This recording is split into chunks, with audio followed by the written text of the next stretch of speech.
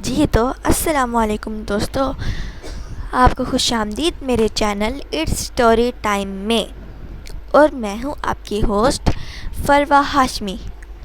اور آپ کی ہوسٹ فروہ ہاشمی آپ کو آج اس مزیدار سی کہانی کا پارٹ 2 سنانے لگی ہے، جس کا آپ نے یقیناً کافی زیادہ انتظار کیا ہوگا۔ چلیں سنانے شروع کرتے ہیں ہم اپنی کہانی۔ شیطان نے زور سے کہکہا لگایا اور غائب ہو گیا، لیکن اس کے کہکہے کے باز گشت دیر تک سنائی دی۔ رگھو بڑبڑاتے ہوئے اپنا سامان سمیٹ رہا تھا۔ وہ بہت غصے میں نظر آ رہا تھا۔ گھر پہنچ کر وہ فوراً 2 چھتی پر چڑھ گیا۔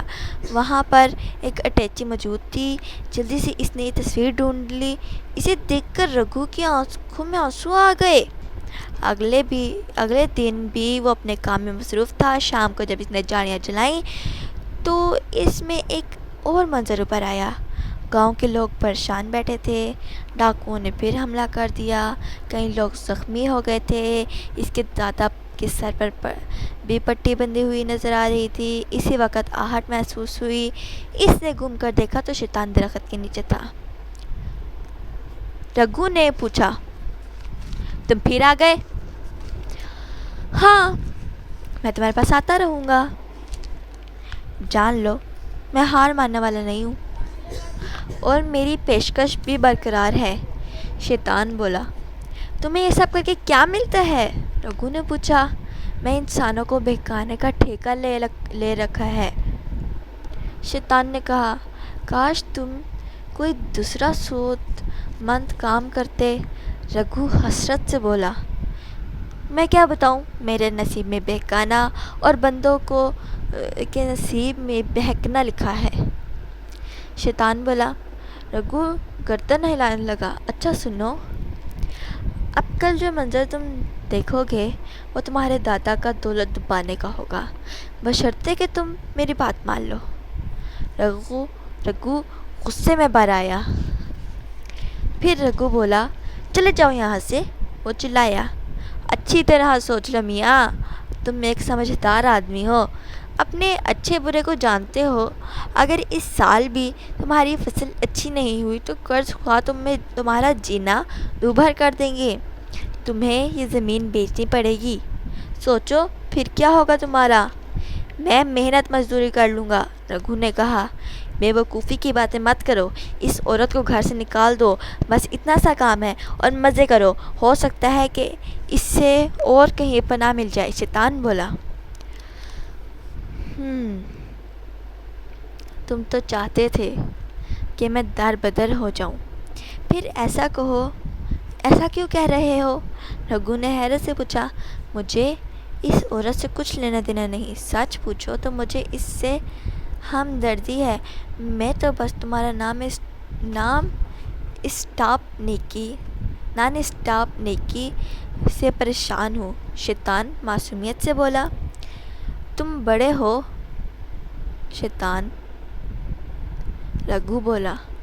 شیطان نے کہا زور سے لگایا اور بولا، اس میں کوئی شک نہیں، پھر کیا ارادہ ہے؟ مجھے سوچنے کا موقع دو۔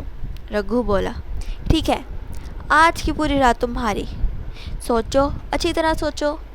کل جب گھر سے باہر نکلو تو ایک پھیری والے کے بھینس میں تم سے ملوں گا۔ اگر تم راضی ہوئے تو میرے ساتھ چل کر اس عورت کو گھر سے نکال دینا۔ شیطان نے کہا۔ رگھو نے کوئی جواب نہ دیا۔ اس نے اپنا سامان سمیٹا اور وہاں سے رخصت ہو گیا۔ اگلے دن جب رگھو گھر سے نکلا تو اسے ایک بیر بیچنے والا گلی میں نظر آیا۔ اس کی نظریں رگھو پر جمی تھیں۔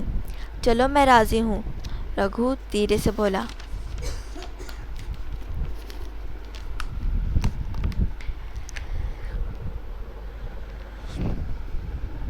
شیطان خوشی خوشی اس کے ساتھ چل دیا۔ دونوں گھر پر پہنچے۔ رگھو نے دروازہ کھٹکھٹایا۔ عورت نے دروازہ کھولا اور پردے کی اوٹ سے آنے کا سبب پوچھا۔ رگھو بولا، بہن میں بڑی مشکل میں پھنس گیا ہوں، میں نے یہ گھر بیچ دیا ہے اور یہ صاحب فوراً قبضہ کر لینا چاہتے ہیں۔ گھر 1 گھنٹے میں خالی کر دیں۔ ہائے یہ کیسے ہوا؟ آپ تو بہت مہربان تھے۔ عورت روحانسو ہو کر بولی، بس میں نے بتایا ہے کہ میں مشکل میں ہوں۔ اچھا ٹھیک ہے بھائی، میں نے اتنا کر دیا ہے، یہ بھی کافی ہے۔ میں اپنا چھوٹا موٹا سامان سمیٹ لوں گی، بڑا سامان زیادہ نہیں ہے، 1-2 چیزیں ہیں، میں بعد میں لے جاؤں گی۔ عورت روتے ہوئے بولی۔ دونوں باہر کھڑے رہے۔ کچھ دیر بعد عورت 2 پوٹلیوں میں سامان لیے باہر نکلی، رگو کو چابی دی اور بچوں کا ہاتھ پکڑ کر دعا دیتی ہوئی وہاں سے رخصت ہو گئی۔ شیطان کے چہرے پر مسکراہٹ سجی تھی، جبکہ رگو کے چہرے پر سنجیدگی طاری تھی۔ یہ کہنا مشکل سے کہا وہ کیا سوچ رہا ہے۔ پھر وہ دونوں کھیت پر پہنچے۔ رگو نے لکڑیاں جمع کیں، آگ جلائی، فوراً دادا کا زمین کھودنے کا منظر نمودار ہوا۔ پھر انہوں نے ایک صندوقچہ اس میں رکھا اور بھاری پتھر رکھ کر گڑھا بھر دیا۔ وہ جگہ پرانے کھنڈر کے احاطے میں ایک برگد کے درخت کے نیچے تھی۔ رگو نے اچھی طرح اس جگہ کو دیکھا، پھر وہ واپس چل دیا۔ شیطان اس کے ساتھ تھا۔ وہاں دونوں پہنچے۔ رگو نے زمین کھود کر صندوقچہ نکالا۔ اس میں سونے کے زیورات تھے۔ لو میاں، تمہارے وارے نیارے ہو گئے۔ شیطان مسکرا کر بولا۔ رگو خاموش رہا۔ اچھا، میرا شکریہ تو ادا کرو دو۔ شیطان نے ہاتھ بڑھایا، مگر رگو نے ہاتھ ملایا اور غصے سے بولا، جاؤ دفع ہو جاؤ اور آئندہ مجھے اپنی شکل نہ دکھانا۔ شیطان مسکراتا ہوا وہاں سے رخصت ہو گیا۔ رگو بھی اپنے گھر چلا گیا۔ جلد ہی اس نے اچھی زمین خرید لی، جانوروں کا باڑہ بنایا اور اپنے تمام قرضے اتارے اور ہنسی خوشی رہنے لگا۔ اس دوران شیطان اپنے کاموں میں مصروف ہو گیا۔ ایک دن اس کے ایک چیلے کو بھیجا کہ رگو کی خیر خبر لے کر آئے۔ چیلا جلدی سے واپس آیا۔ اس کے چہرے پر ہوائیاں اڑ رہی تھیں۔ شیطان نے حقے کا کش لگایا اور پوچھا، ہاں بھائی، وہاں کیا ہو رہا ہے؟ چیلا بہت مشکل سے بولا، رگو نے اپنے تمام قرضے اتار دیے ہیں، اچھی زمین خرید لی ہے، جانوروں کا باڑہ بھی بنا لیا ہے اور اپنا گھر بھی بدل دیا ہے۔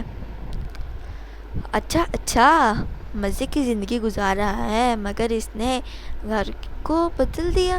شیطان نے پوچھا۔ وہ اس گھر میں رہ رہا ہے جس میں وہ پہلے عورت رہتی تھی۔ چیلا ڈرتے ڈرتے پوچھا، کیوں؟ اچھا، لیکن وہ کیوں؟ وہ اور اس نے پرانے گھر کا کیا کیا؟ شیطان نے پوچھا۔